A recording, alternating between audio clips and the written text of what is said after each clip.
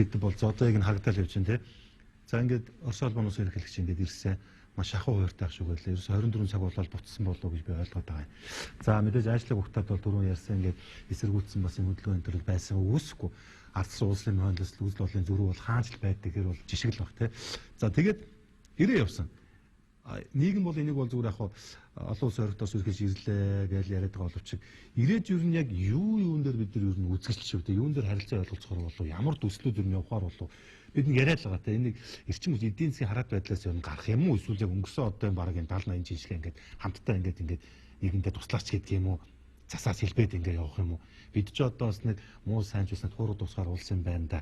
Яагаад одоо нөгөө нэг энэ цахилгаан эрчим хүч гэдэг юм уу түлш шатхууны асуудал дээр ингээд бас нэг жоохон тусгаар тогтсон зүйл нь байж болдгүй юм болоо гэдэг. Нөгөө л одоо урд нь болж исэн ажлуудыг хүрээнд болов. Энэ чинь нэг 5 жилийн дайдтал нэг халах голын яваад ирдэг л нэг тийм уламж тогтлоо л доо. Тэгээ орд нь нэг арга хэмжээ болдог, чууг өвшин цэцэг өрөөдөг, за заавны үйлний халах голд очдог ч юм уу, энэ зайсан толгойд гардаг ч юм уу те. За сүүлд одоо энэ телехана болон 3 сургуулаар очисон сургууль лээ. Яг энэ бол ингээд харагдах байдал. Яг бидэнд өнөөдөр яг энэ ажлаар юу үлдээ гэдэг талаар одоо хэдүүлээс ярилцъя л гэж. Тэгээд нөгөө хоёр талын хамтын ажиллагааны асуудал ялангуяа энэ эрчим хүч энэ дэвтгүүцсэн хамтын ажиллагааг одоо хэл хүн бүр өрөө даваад ирсэн манай Монгол атомын гүс захирал сууж штэ. Тэгэхээр үл эрчим хүч рүүгээ бараг Орос нь хурдан бахаа гэж байна. За. Эрчим хүч. Яг Оросын албаны улс манайх энэ шинэ хар хорин гэж хот байгууллагатай холбогдуулаад бага уурын атомын цахилгаан бие үнийг одоо энэ эрчим хүчийн салбарт хамтарч ажиллаж манайх их санаачлал гаргасан. Тэрний дагуу Оросын албаны улс энэ талаар одоо төслийг хэрэгжүүлэх бэлэн бай гэдэг илэрхийлээд байгаа. Яг зөвхөн эрчим хүчний салбарт хэлэхэд бол яг өнөөдөр дэлхий дээр атомын эрчим хүч цөмийн цахилгаан станцын төсөл дээр 2 хуус хэрэгжүүлж байгаа нь нэгд Оросын албан, дараад нь Франц. Энэ хоёр л хэрэгжүүлж байгаа. Жишээл Америкт бол 30 жилээр хоцорч явж байгаа. Бид зөв сонь жишээлээ бид рүү хиндээ хэлсэн шүү дээ. Баяжуулсан авраа яаж явдаг гэдэг. Тэгэхээр энэ дээр бол яг тэр чимээ бага уурын атомын цахилгаан станц буюу 350 түүнээс доош мегаваттыг бага уурын атомын цахилгаан энэ дээр яг тэргүүлээд явж байгаа нь бол Оросын албаны улс. Францууд 24 онд гэхэд анхныхаа туршдтыг яг бага уур дээр. Тэгэхэд Оросууд бол тэрийг хийгээд ашиглалтанд оруулаад дэлхийн өнөөдөр 10 гаруй улсад хийгээ явж байгаа. Тэгэд энэ зүгээр яг ярьж байгаа. Яг өнөөдөр юу юугаа барьсан гэсэн юм биш. Яг энэ асуудал бол явж байгаа нэг сэдвүүнийнээс ба. За үргэлжлээ те. Таад мэн. Эрчим хүчний сая бол энэ 3 дугаар цахилгаан станцын шинжлэх зураг төслийн асуудлаар харуулж байгаа шүү дээ. Бид нар энэ дээр нэг юм ойлгох хэрэгтэй байна. Энэ олон улсын гэрээ харилцан ойлголцлын сан жүжиг гэдэг чинь хоёр өөр юм байхгүй. Олон улсын гэрээ бол яг жинхэнэ эрх үүрэг гүйцэтгэх хөдөлгөөнгүй. Сан жүжиг гэдэг чинь бол гэрээ биш. Энийг ахаад өөрчилж болно, сайжруулж болно. Тэгэхээр энийг бол бид нар ойлгох хэрэгтэй. Сая бол одоо сан жүжиг хөдөл байгууллаа шүү дээ. За хоёрдугаарт 4-р цахилгаан станц гэдэг чинь тэр жигтэй Оросын технологи, хуучин зөвлөлт толгойдсон технологи. Тэгэхээр энэ дээр бол тэр банкны хорон дээр бол эрчим хүчний сайд Жорж Сорос маш тодорхой хэлсэн. Тийм зогсож байна. Тий. Өөрөөр хэлбэл юу вэ гэхээр бид нар энийг шинжилэхэд бол Европын холбоо, Хятад, Америк бол энэ шиг хэзээ ч хөрөнгө оруулах болсон. Яагаад гэвэл өрөндийн орнууд бол өнөөдөр нүүрсний эрчим хүчин дээр хөрөнгө оруулалтаа бүр зогсоцсон. Энэ бол КОП энэ юунаас шалтгаалаад. Тэгэхээр энэ дээр ганц хөрөнгө оруулах нь уламжлалт Оросын холбооны улс. Тийм учраас бол бид нар энэ дээр ямар ч одоо эргэлзэж байхгүй. Тэгэхээр энэ дээр бол эхлээд бол яг зураг төслийг гаргана гэж. Тэрний дараа бас яаж хамтарч яадаг. Энэ бол сая санамж чигэд байгууллаа. Тэгээ зураг төсөл нь ямар хөрөнгө мөнгө гарах нь үгүй ингээл яаж. Монгол улс бол өөрөө яг эрчим хүчний хараат байх хамааралтай. Одоо оюун эрдэнэ ерөнхий сайдын 400 тэрбум төгрөгийг бид нар импорт авч эрчим хүчин төлж ийн гэж байгаа байхгүй. Харин сая нэг Путиний хэлсэн үгэн дээр нэг юм анзаарчихсан. Тэр бол юу вэ нөхлөөр ер нь бол Монголын нутгаар тавих байгалийн хий хоолоо ер нь хятад авахгүй болоод бүтлгүүтийн бол Монгол бол байгалийн хэрэглэх боломжтой гэсэн ийм юмнуудыг хийж штэ. Тэрийг харсан уу тэр анзаарсан бол тэгэхээр харин миний хувьд бол би энэ Монголын нутгаар байгалийн хоолоо тавих энэ бол зүгээр л одоо таранзит тээвэр баггүй яг галт хэрэг явж байгаа шиг таранзит тээвэр. Ингээд энэсээ бол бид нар түрээсээ мөнгө авах боломжтой. Харин бид нар энийг яг ахуй хэрэглэнтэй хэрэглэх үү юу гэдэг асуудал бол бид нар эрчим хүчний аюулгүй байдлыг бие дааж хангах гэж байгаа энэ нөхцөл энийг бол бид нар сайн бодох ёстой. Энийг шууд асуу. Москва Бээжингийн хооронд одоо хүртэл ойлголцохгүй байгаа. шийдэл төрөхгүй байгаа Сибирь рүү хоёр хоолоо Монголын нутгаар явна гэдэгт итгэлтэй байна уу? Би бол энэ бол яг цэвэр үнийн асуудал баг шиг байна. Үнийн асуудал. Яг сая бол Путин ерөнхийлөгч ганцхан үлдсэн юм бол экологийн үнэлгээнүүд үлдсэн байд. Тэгээд энэ түүх дурсгал газар хөдлөлт ийм юм бус техник эдийн засгийн үндэслэл бол асар аж бүгдэлтэй гарцсан. Монголын хийн хэрэглээ ийм ашигтай хэдэн биш шүү дээ. Зүгээр манайхаар дамжин өнгөрч тэр том зах зээл рүү гарч байгаа болохоос бид бол нэг одоо орсуудад бол нэг хангалттай нэг ашиг өгөх хэрэглэгч улс орн биш учраас би зүгээр яг арайж утоптэй эмзэлтэй гэж магадгүй шүү. Энэ саяны яг тэр Путиний тэр байр суурин дээр бид тэгтлээ тэгж одоо хүлээх догдлох шаардлага байна уу? Үгүй. Тэрэн дээр бол одоо бид нар энэ хоолойны хүлээлт яриад байна те. Одоо хятад руу дамжуул. Энэ дээр бол би ерөөсөө энэ Орос Хятад тохиролцохгүй тэр. Энэ дээр одоо бид нар санаа ажиллаж байгаа шаардлага байна. Одоо асуудал юм шүү дээ. Тохиролцохгүй байгаа нь үн дээр тохиролцохгүй байгаа шүү дээ. Оросын холбоо хятад бол Оросын холбооны нуустай дотоодын үнээрээ авъя гэж байгаа. Орос болохоор дотоодын үнээр ганцхан Беларуст нийлүүлж байгаа. Тэрээс гадныхаа үнээрээ нийлүүлээ гэдгээс болоод энэ хоёр тохиролцохгүй байгаа. Тэр эрчим хүчний асуудлаар бол нэг юм бидний мэддэг шүү дээ. 2014 оны цаг үеийн асуудлаар Парисын хэлцээр 20 оны Глазговын хэлцээрээс бид нэр 30 он 40 он гэх үүрэг амлалт авцсан. Нүүрсэн цааш тэр дэлхийн улс орн бүгдээр энэ нүүрсэн дээр эрчим төслүүдийг зогсооцсон байхгүй юу? Би ганцхан 5 дугаар захиргааны станцыг Францын ENGIE гэдэг групп бүх тэзүүг нэгээд бүх юм бэлэн болсон байж Францын засгийн газар бид нэр 2020 COP24 14 онд Парис өнөөдөр энэ хүлээн авах орн байж ийм юмнуудаас санхүүжүүлэхгүй гээд маш том төслөөс хадгалж ирсэн байхгүй юу? За 20 дугаар нэг юм байгаа. Өнөөдөр яг өнөөдөр бодиттой ойрын үед эрчим хүчээр бид хамааралтай байх асуудал ТЭЦ 3-ын шинжилгээ өртгөл байгаа байхгүй юу? Өөр юу ч байх. Одоо би яг наадаж асууж байгаа бол судлаачаа ТЭЦ 3-ын одоо өргөдөх шинжил хэлгээ ярьж байна те. Сая Оросын төрийн тэргүүнийг манай түл тавихаас өмнө улсын хурлын байнгын ороод хоролцсон. Яг энэ асуудлаа. Өөрөөр хэлэх юм бол аюулгүй гадаад бодлогын байнгын орон дээр ч гэсэн яригдсан. Юу яригдсан бэ гэхэлэр энэ одоо санамж бичиг зурх гээд байгаа энэ гэрээ төслийг нэгэ харахаар Москвад их давуу байдалтай байна. Өөрөөр хэлэх юм бол яг энэ шинтгэлийн төслийн энэ 90 томьёо нь Орос хэл дээр явагдана. За тэрч байтугай тэзүү буюу одоо техник эдийн засгийн үндэслэн ч гэсэн яг л Оросд одоо ашиглагдсан яг энүүгээр юмнаа. Монголын ерөөсөө тэрийг бол хайхарч үзэхгүй. Бүр энэ станцд ажиллах хүмүүсийг хүртэл хэл гайлаар бол ерөөсөө ямар ч одоо юугүйгээр шүлээтэй одоо нэвтрүүлнэ гэдэг юм уу те.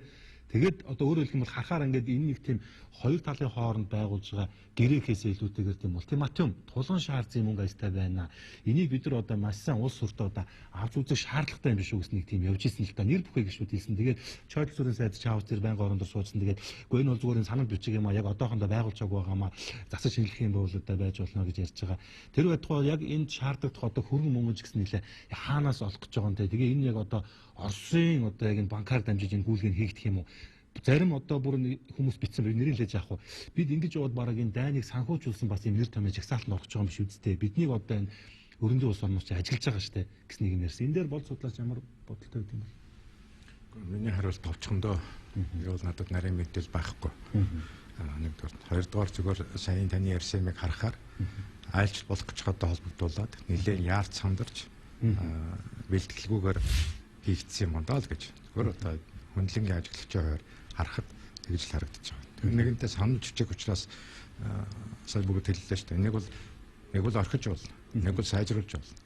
Нэг бол саяын таны хэлдгээр эргэтгэж чиглэл рүү одоо хөдөлж болно. Энэ хэлээд байгаа шүү дээ. Бид чинь хоёрхан хөрчтэй учраас нэг дээр үед Английн гадаад хэргийн сайдын хэлсэн одоо мөнхийн нөхөр гэж байхгүй мөнхийн эрх ашиг сонирхол байна гэдэг энэ зарчмыг бид хоёр хөрчтөрөө хэрэгжилж болохгүй. Энэ хоёр ч манай хоёулаа мөнхийн хөрш шүү. Мөнхийн хөрш. Мөнхийн ашиг сонирхол байна.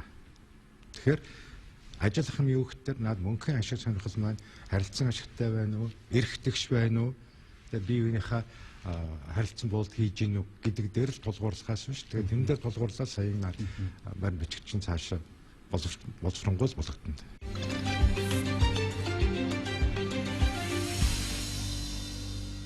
За одоо би яг эрчим хүч рүү орж байгаа шүү манайхан. За Франц ерөнхийдөө Монгол улсад айлчилсан. За энэ айлчилсан та түрүү хэллээ те 5 сарын ингээд одоо хоорондоо ингээд давтамжтай болсон учраас хоёр улсын харилцаа нэлээд өндөр түвшинд байгааг харуулж байна. Энд яригдсан гол асуудал бол яа харахгүй эрчим хүч, цөмийн эрчим хүч. За энэ маань одоо яг юу болж хөрсөн бэ? Би одоо ингээд энэ Франц ерөнхийдөө бол ингээд Монголд бол их том шахуу хуваартай айлчилсан ч гэсэн нэлээд бас үр дүнтэй харилцаа өөрсдөө хийсэн болов. Тун удалгүй төрийн тэргүү өөрөө Элисийн ордонд очсон те. За одоо ингээд очив ингээд явж байгаа. Би энэ хэд бол одоо ерөнхийдөө манай энэ цөмийн ураны төсөл маань ингээд нийлэн урагшлах юм байна уу гэж ингээд бодож ирсэн. Гэтэл за араас нь ингээд Германы ерөнхий чухлаас ингээд ирсэн дээр бид нар ингээд санаж байгаа одоо ингээд их ойрхон ингээд манайх чиг төрийн өндөр түвшний айлчлуудыг одоо ингээд хүлээж авсан. Герман бол бас энэ Европын бас гол тоглогчдын нэг. За тэгэнгүүт Франц ерөнхийлөгчийн айлчлалын дараа энэ Оросын засгийн газрын бас нэм шатар сайд Монголд бас айлчсан байдаг. Энэ үүрээ ингээд бага уурын бас бидэнд ийм станц барьж өгнө гэдэг амлалт өгөө явуулсан. Өөрөөр хэлэх юм бол бидний Мон Атом арай өөр компани хооронд одоо ингээд явж ирсэн төсөл ингээд ер нь ойлгомж зогссон ч гэсэн байдал ингээд орсон. Өөрөөр хэлэх юм бол та нар хаа байсан тэр одоо өрөндийн улсууд энэ Франц, Их Британи, Германаас биш ер нь манаагаас одоо энэ технологи яагаад чи бид та нарт эрчим хүчиж одоо яг энэ үйлдвэрлэлийн боломжийг хангаад өгье. Хэд хэдийн станц бариад өгье гэдэг ингээд явсан. Тэгээ одоо яг би ерөөс ойлгохгүй юм л да. Бид уул нь ингээд яг 3 дахь хөрс гэдэг чинь эрчим хүчний хамааралтай байдлаас гарахын тулд ингээд энэ томоохон тоглогчтой хамтарч ажиллах гэдэг. Гэтэл ингээд дахиад лидер маань ингээд өөрсдөө одоо ингээд газрын түвшинд ингээд нөхөний явуулаад ингээд байж игээд байдаг. Би одоо энийг ерөөсөө ойлгохгүй байна л да. Би буруу ойлголт яваад байгаа шүү. Франц улсын Arana Group гэдэг бол уран олборлоод ураныг шар нүдэг үйлдвэрлэж байгаа л компани. Энэ үл эрчим хүч атомын цахилгаантай хагт хамаа байхгүй шүү. 26 жил Францын Arana Group манад нөөцийн тогтоогоод 15 онд ашиглалтын лиценз аваад одоо хөрөнгө оруулалтын гэрээ явж байгаа. Энэ бол Монголд байгаа шар уран буюу одоо цөмийн цахилгаан гол түвш болох шар нүдэг гэдэг имийг үйлдвэрлээд гадагшаага гарах энэ төсөл. Оросуудын тавьж байгаа ярьж байгаа төслүүд цөмийн цахилгаан станц барих төсөл байхгүй юу? Хоёр өөр ойлголт. Энийг манайхын нэг ойлголт юм шиг ойлгоод байдаг. Манайхын Францууд гарч байгаа бол энэ чинь одоо шар нүдэг гэдээ бид нар үйлдвэрлэж шүү дээ. Манай хамтсан үйлдвэрлэл байгаа. Шар нүдгийг гаргаад цөмийн цэглээ 5 гөрөм одоо P5-уудыг энд очиод баяжуулаад тэр цөмийн цэглээс түлш болно. Оросын холбоонууд тавьж байгаа энэ төр бол бага өөрийн атомын цэглээс гэдэг төсөл. Энэ өөр хоёр зүйл шүү. Энийг манайх анхаарах. Францууд явж байгаа ажлын хэсэг ингээд ажлын гарсан сая засгийн газар бүрдсэнтэй холбогдуулаад дахиад нөгөө ажлын хэсгээ шинжилээд одоо ингээд яриа хэлцээнд оны сүүлээр бол зүгээр Француудад тохирцоогээд байгуулах гэж байгаа. Энэ бол уран олборлох төсөл байхгүй. Монгол улсад уран олборлож шар нүдэг гаргаж дэлхийн зах зээл дээр нийлүүлэх төсөл. Хоёр өөр ойлголт шүү. Би за та яг сая энэ юм хэлэх гэсэн. Энэ хоёр бол хоёр өөр юм гэж. Тэгээд Оросын холбооны улсад бол бид 1995 онд цөмийн эрчим хүчний салбарт хамтын ажиллагааны гэрээ байгуулсан. Сая Оросын холбооны улсын ерөнхийлөгч бас хэлсүүгэнд хэлсэн. Бага уурын цөмийн цахилгаан станц байгуулах бол Оросын холбооны улс бол нээлттэй гэдэг. Оросын холбооны улс сая 5 сард Узбекистантай тийм бага уурын эрчим хүчний станц байгуулахар гэрээ байгуулсан. Бага уур гэдэг маань бол 300 мегаватт. Тэ 300 мегаватт. Өөрөөр хэлбэл ойролцоогоор одоо нисэх онгоцтыг чөлөг онгоц гэж үүдэг шүү дээ. Хөдөлгүүртэй. Эсвэл бол цөмийн шүмгч үүдэг. Тэр чинь бол 180-аас 190 мегаватт.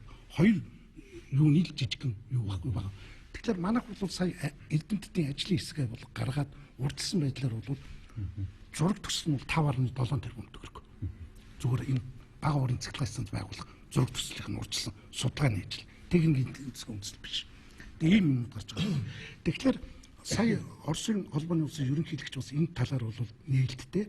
Сая өөрөө ч хэлдэг Монгол улсын ерөнхийлөгч Францад айлчсны дараа Оросын холбооны улсын шадар сайд эмэгтэй ирсэн шүү дээ. Тэр чинь бол бага уурын цөмийн цахилгаан станц барих тал дээр бол хамтарч ажиллуулна. Түүнээс биш танаа ураны шар нүдгийг чинь Оросууд импортоор авна гэдэг яриа биш байсан байна.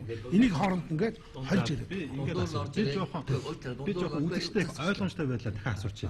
Бид энэ эрчим хүчний яг энэ хараат бус байдлаас гарахын тулд тэр дундаа цөмийн эрчим хүчийг өөрсдөө өрөндийн одоо энэ технологи өндөр хөгжсөн улс оронтой хэрэгжүүлэхийн тулд би Оросын холбооны улсыг зарим тохиолдолд саад болоод байна уу гэж би дотроо хардаад байгаа юм. Өөрөөр хэлэх юм бол нэг бүсгүйг Монгол улстай зүүрлэе. Хоёр залуу тэр бүсгүйтэй сууя амьдраа гэдэг ахт нь алинтай суухгүй ингээл алцганаад ингээ байгаа сүулдэ ингээд альчгүй хоосоо хоцорж байгаа юм уу? Өөрөөр хэлэх юм бол Төв Азийн Казахстан улс яг цөмийн эрчим хүчтэй бол Монгол улстай нэг гараалт гарсан байдгийг билээ. Одоо энэ улс чинь өөрийнхөө урааныг дэлхийн зах зээл дээр ингээ арилжаалаад байдаг. Өөртөө эрчим хүчийг хангахаас гадна энэ ураанаа олон улсын зах зээл дээр ингээ худалдаалаад тодорхой хэмжээний ашиг орлого ингээ олоо яваад байна. Ер нь бол нөөцөөрөө ч гэсэн олболтоороо ч гэсэн Казахстан бол маш том тоглогч болсон байна гэдэг линээс чи өгөөд байна л да.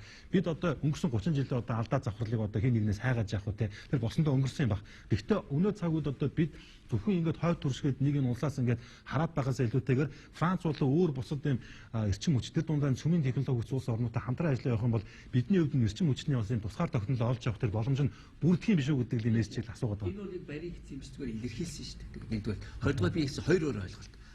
Уран буюу одоо шар нутаг тий одоо цөмийн атомын цахилгаан станцын анхан шатны төс анхан шатны шүү. Тэр цацраг бацрагтай байхгүй. Тэрийг боловсруулах Францтай бид нар амжилттай явж байгаа. Франц явж байгаа төсөл. Дараад нь энэ атомын цахилгаанцууд бол дараагийн ойлголт. Хоёрдугаар энэ явахгүй байгаа шалтгаан яг нарийн дэхад бол гаднаас биш бид нар дотроос байгаа. Бид нар цөмийн энергийн тухай хууль гэж та нэрлж болох юм уу? Би одоо хэлж байна. Хууль эрх зүйн орч. Одоо Бангладеш цөмийн энергийн тухай хууль гэж байдаг. Ашигт малчны тухай хууль гэж байдаг. Усны тухай хууль бүгдээрээ хоорондоо зөрүүтэй. Одоо энэ дэр ажлыст гараад энэ хуулиудыг энэ зөвлүүдийг яг амьдрал дээр нөгөө Француудтай хөрөнгө оруулалтын гэрээ ихэд яг амьдрал дээр гарч иж явахгүй хуулиудын зөрүүтэй.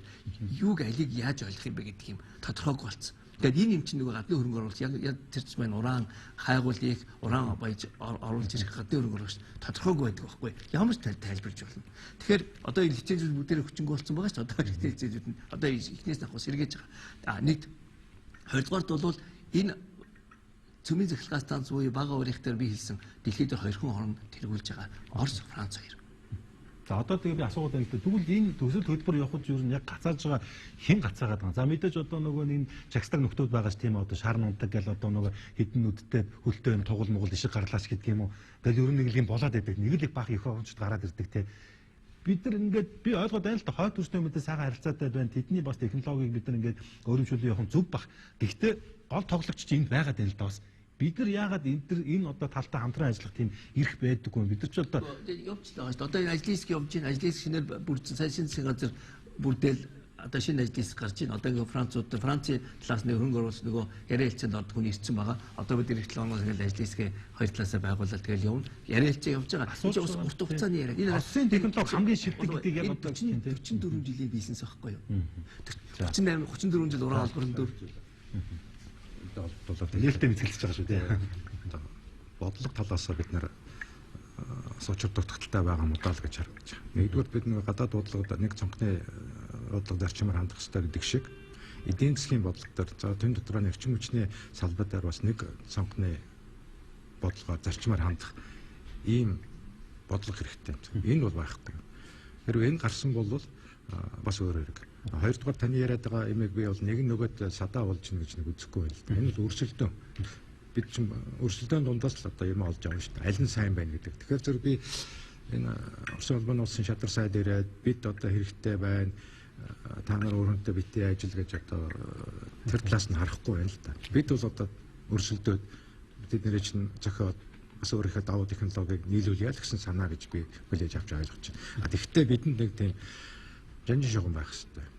Одоо хүртэл жанжин шугам бол одоо гарч ирээгүй байна л да. Ялангуяа эдийн засаг эрчим хүчний улсын салбарт. Эрчим хүч чинь үндсэндээ эдийн засгийн аюулгүй нэг гол тулгуур шүү дээ. Энэ дээр нэг цонхны бодлого гаргаж ирэх ёстой юм байна. Өрсөлдөөний дундаас бид одоо өөртөө хэрэгтэй сая олон хүн ярьлаа үндэсний ашиг сонирхолд нийцсэн тэр төсөл хөтөлбөрөөл олж авна.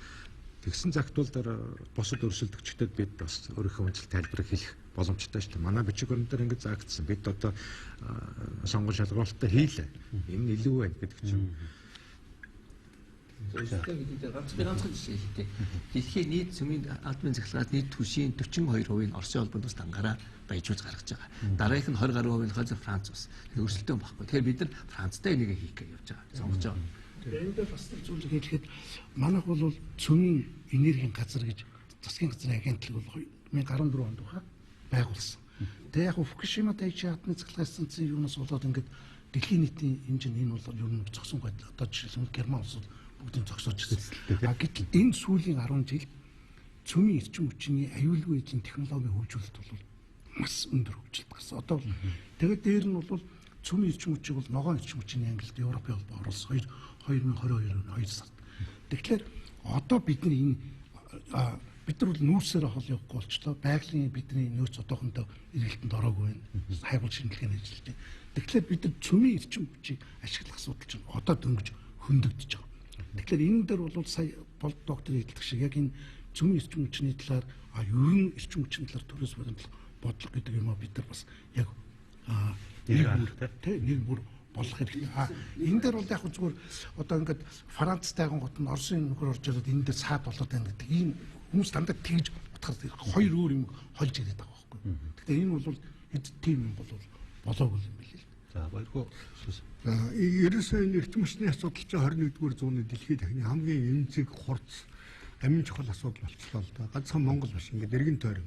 Яг тэгвэл нүүрсний эрчим хүчний цахилгаан станцуудыг хориглоно. Энэ дэлхийн дулаарлалтай тэмцэнэ гэдэг. КОП гэдэг манай улс бүр идэвхтэй гишүүн болсон. Жил дараалал ерөнхийлөгч КОП-ын дэд хэмжээний уулзалтанд оролцоод ингээд явж байгаа. Өөр хүлээгдсэн. Тэгэхээр 2030 оноос хойш хүссэн ч Монгол улс бол нүүрс төлөх болцоогүй болно. Хориглогдно. Одоо энэ 6 жилийн дараах асуудал шүү дээ. Гэхдээ яг тэгж чадахгүй тэрийг бол би бодтой битээ гэж хэлж чадахгүй. Монголын онцлог гэдгээр дэлхийд бид бас гойгоо цоох юм уу? Тэрийг мэдэхгүй. За нөгөө талаар бидэнд бас эрчим хүчтэй дахиад нэг тоглогч гарч ирсэн. Одоо сарын өмнө сар болоогүй энэ Америк нэгдсэн улсын төрийн нэрийн бичгийн дарга Антони Блинкен Монгол улсад ирээд албан ёсны альчил хийгээд Монгол улсын гадаад харилцааны сайттай хэлцээгээд тэгээд Монгол Америкийн эрчим хүчний яриа хэлцээг энэ 2024 онд эхлүүлнэ гэд зарлчлаа шүү дээ. Тэгэхээр Монгол Америк хоёр бас нэг эрчим хүчний том тоглогч. Энэ Монголын хэрэгцээ жижигхэн. Тэгэхдээ Америкийг татан оруулаад ирнэ гэдэг чинь манай гадаад бодлого бас амжилттай явж байгаа гэсэн. Тэгэхээр ингээд эрчим хүчнэр дээр эргээд харна л да тийм ээ. Одоо хондоо нүүрсийг хятад худалдаж явдаг. Хятад бол том тоглогч, том хөрш. За Орос бол жижиг оврын атомын цахилгаан станцсан дээр орж ирэх гэж байна. Франц байна. Дээрээс нь Америк нэмэгдэж байна. Бас Чех байгаа тийм ээ. За Казахстан байна. За одоо өнгөрсөн 7 хоногт манай далай жаргал захирал битээр бүгд 8 Солонгос улсын эрс баялагын дэд сайттай атомын эрчим хүчний асуудлаар хамтран ажиллах тухай хэлцээсэн. Тийм. Өмнө Солонгос орж ирэхэд бэлэн байна. Одоо дэд сайтын төвшөнд ирчгээд Улаанбаатар ярьж байна л да тийм ээ. Гэт ингээд явах юм бол Монголд бол асар их боломж байна. Тэгээд дээрэс нь Монголд байгаа энэ эрчим хүчний түүхий гэдэг юм уу? Нар салхины эрчим хүч. Өнөөдөр хятадууд тэмдэглэсэн байна. Өчигдөр хятадын сонин дээр гарсан байна. Төвийн сонин. Монгол улс говийн нарны эрчим хүчний нөөцөөр дэлхийд толгой зөгтгөө. За газрын гүний дулааны эрчим хүчээр манайх бас дээгүүр гарч ирж байгаа юм байна. Одоо төрөвчөөс нь өмнө долбарлоод хувьцаагаа Австралийн биржээр гаргацсан компани байна, Монгол компани. Хятад руу хөдөлж эхлэх гэж гэдэг ч юм уу. Ингээд ярих юм бол манайд бас дуусахгүй баялаг байгаа байхгүй. Энийг ашиглах нь л Монгол хүний л овсгоо самбаа, засгийн газрын овсгоо самбаа, эрдэм оюун тийм ээ. Одоо уран сайхантайгаа болоод энэ ажил хэрэг рүү ормоор байна гэж. Миний бичдэг ярьдаг юм шүү дээ. Таны хэлдгээр монголчууд эрчим хүчний яг энэ салбар дээр технологи дээр овсгоо самбаа гарахгүй байгаа учраас нөгөө талаас гаргаж байгаа юм л да. Би нэг танарт кейс үзүүлээ. Монгол улс Европ улсны харилцаа бол маш өндөр түвшинд байгаа. Яахааргүй нь бол манай 3 дахь хөрш. За энийг зураг харуулъя.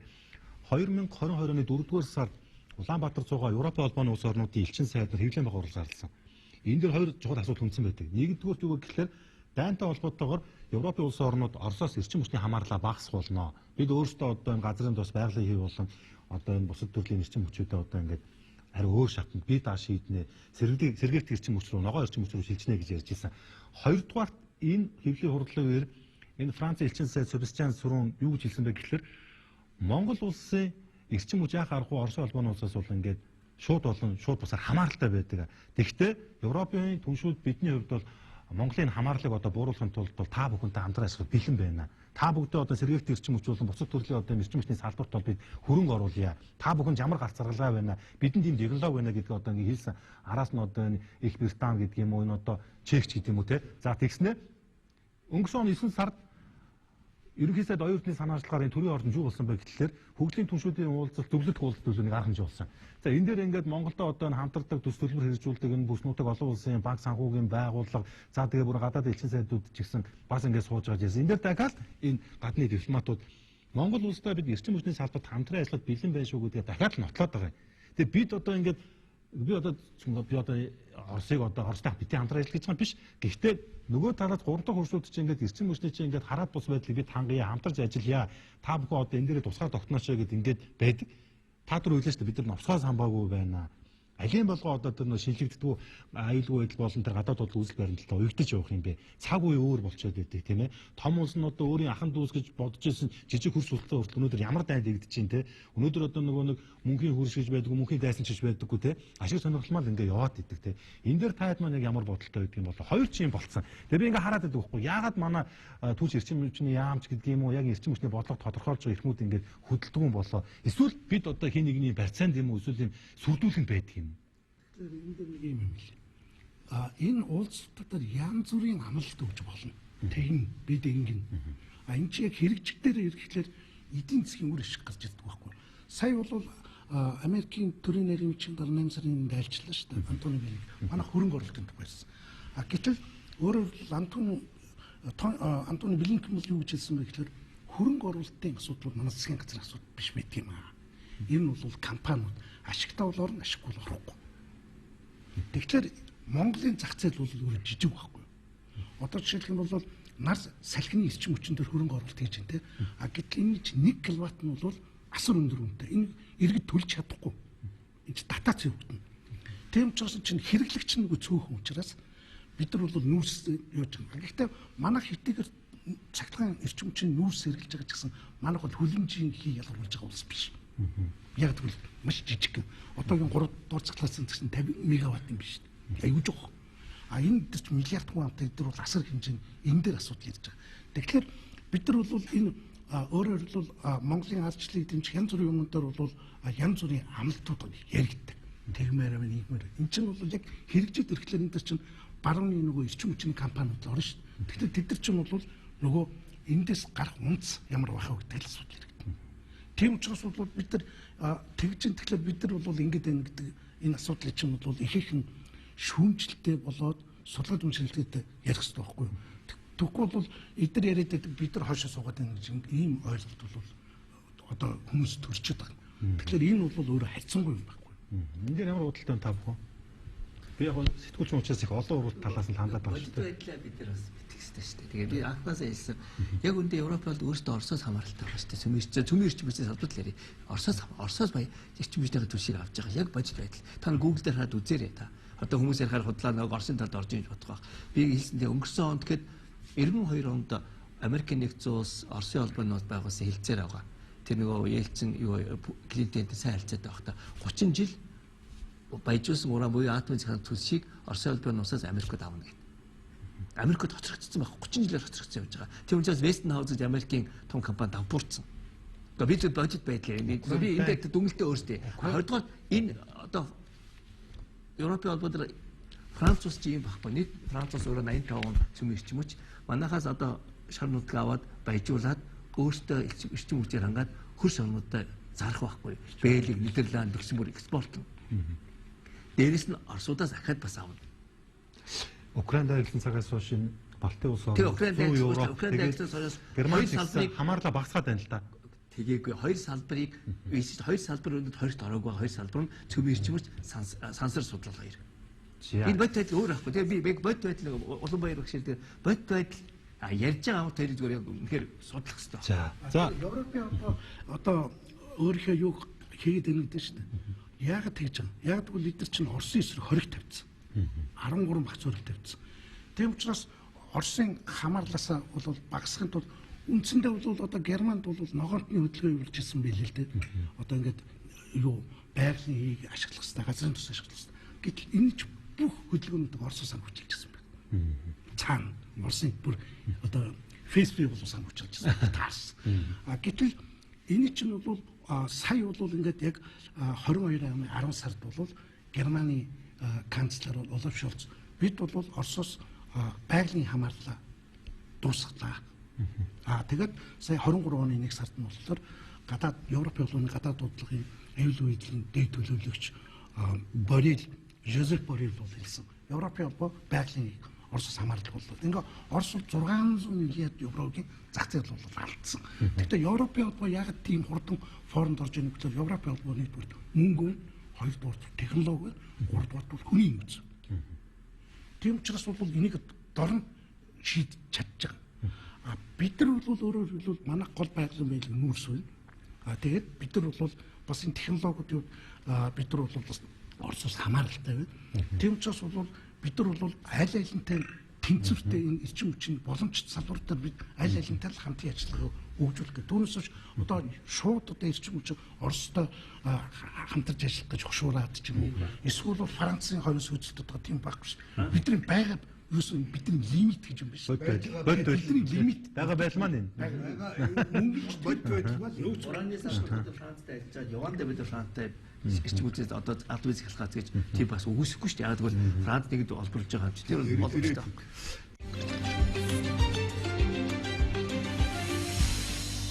Цааш ирээдүйд бол цөмийн эрчим хүч энийг бүгдээрээ бич байгаа. Энэ хүлээж авч байгаа. Бид нар бүх бидний амьдрал одоо бид ингээд ус ууж чинь энэ чинь изотоп гэдэг юмар усаа чинь конвейерээр оруулаад хэмжиж яаж байгаа шүү дээ. Бүх бидний амьдралд байгаа. Бид хоёрхан сонирхолтой жишээ хэлье. Бид нар дэлхийд 13 хууст уран байдаг. 13 хууст 200 уус байт. Тэрний 10-т нь манайх бичигдэж байгаа. 1 грамм шар нутаг тий 1 грамм шүү баяжуулсан уран 15 богоо нүртэй тэнцэх эрчим хүчийг гаргана. 1 грамм шүү тий. Хэрэв бид нар цэвэн одоо атомын цахилгаан станцтай болцлоо гэж бодоход манад 1 жилийн Улаанбаатарын хэрэгцээ 1 портер шар нутаг 1 портер. Одоо би хамгийн энгийнээр төсөж байгаа. Тэгэхэд манай хамтарсан үйлдвэр Францтай байгуулсан үйлдвэрээр 1 портер ихтгэл ахаа 4-5 жил Улаанбаатарын ханх эрчим хүчний шар нутгийг бид нар одоо олборлчоо тэнд хадгалсан байна. Энийг хөрөнгө оруулалтын гэрээгээр хангах. Тэгэхээр энэ бол том ирээдүй байхгүй дэлхийн.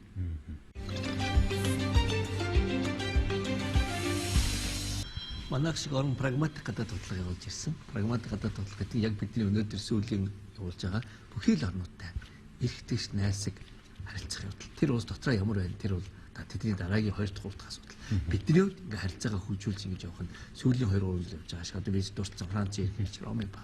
Энэ бол бидний хамгийн олдтой явж байгаа. Энэ бол явж иж манай үндэсний аюулгүй байдал, манай үндэсний эрх шүү дээ. Баталгаажих, хангагдах гол чухал субъект үйл болох юм. За